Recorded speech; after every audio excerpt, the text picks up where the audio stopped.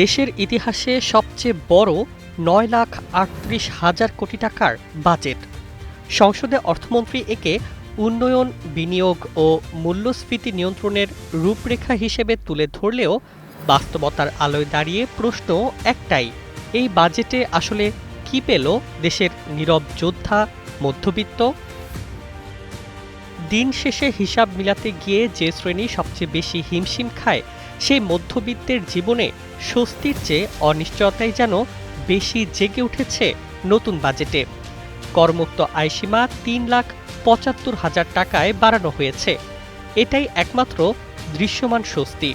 কিন্তু একই সঙ্গে করের চাপ বাড়ার ইঙ্গিত, নিত্যপণ্যের দামে অনিশ্চয়তা এবং সঞ্চয়পত্রে কর দ্বিগুণ হওয়ার সিদ্ধান্ত মধ্যবিত্তের স্বপ্নে যেন নতুন চাপের দেয়াল তুলেছে।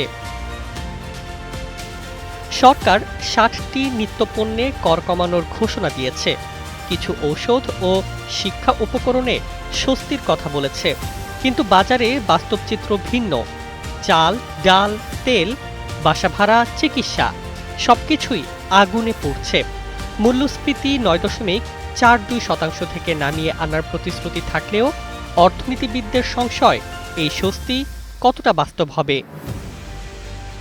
আরেকদিকে সঞ্চয়পত্র, যেখানে মধ্যবিত্ত নিজের ভবিষ্যৎ খুঁজে পেত, সেখানে কর দ্বিগুণ করে সেই নিরাপত্তাও দুর্বল করে দেওয়া হয়েছে। গাড়ি, নির্মাণ সামগ্রী, আমদানি পণ্যের দাম বাড়ার চাপ রয়েছে তালিকায়।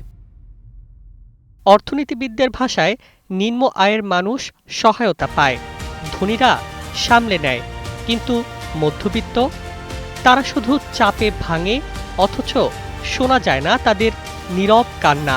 সব মিলিয়ে এই বাজেট যেন এক অদৃশ্য সত্য বলে দেয়, মধ্যবিত্তের জন্য বড় কোনো ছাতা নেই, আছে শুধু আকাশ জুড়ে বাড়তে থাকা ব্যয়ের বৃষ্টি।